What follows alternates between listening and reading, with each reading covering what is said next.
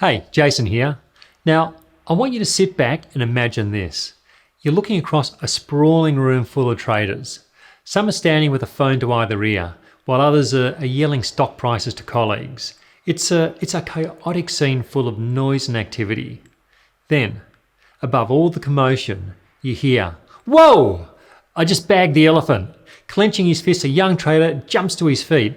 He then turns and high-fives a colleague. It's an unmistakable sign of success. He's just had the biggest win of his career. You may recognise the scene. It's from the 1987 movie Wall Street. The film may be fictional, but it captures the look and feel of the dealing room perfectly. And it's a setting I remember well. I got my start in that very environment.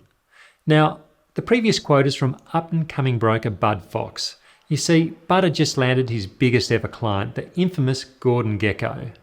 In a moment, I'll explain how you could bag the elephant. And no, I won't be talking about winning a Gekko-style client. Instead, I'll be telling you how to potentially land a triple-digit stock gain. But first, think about this.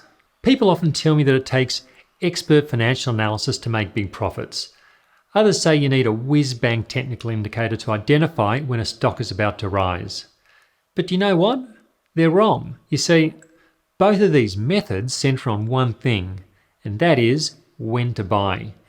And this is where many traders focus their attention. They believe the entry point is the most important part of the trade. Now sure, entries matter, but they're just not the most critical factor. What really matters is your selling strategy. This has the greatest impact on your trading results. It's a swing factor that I believe separates the best traders from the pack. Now, I talk a lot about letting winners run and cutting losses, but many people do the opposite. They sell their winners early and they let their losses run. You know, selling is a highly uncertain time for many people. They wonder if they should hold out for a better price or risk lower levels. The result is often smaller profits and bigger losses. I'll talk about exiting losing trades another time. That's a big topic of its own. But today, I'm going to focus on selling a profitable trade. I believe that getting this right is one of the quickest ways to improve your trading results. Okay, so I'm going to show you a trade from one of my trading systems.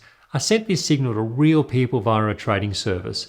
It's also an example of how I trade a big trend myself. Check this out. This is a share price chart for a financial service business called Pinnacle Investment Management. Now, Pinnacle is a pin-up stock for trend following, and it shows why many of the best traders don't set profit targets. Their strategy is to let profitable trades run for as long as possible. The initial buy signal for this trade was at $2 as the shares were trending upwards. The eventual sell signal was about 2 years later at $5.76, locking in a gain of 188%. Now sure, the entry points were good, but that alone wasn't enough. The key to making a triple-digit gain was resisting an early profit. Ask yourself this, have you ever sold for a quick 20% gain?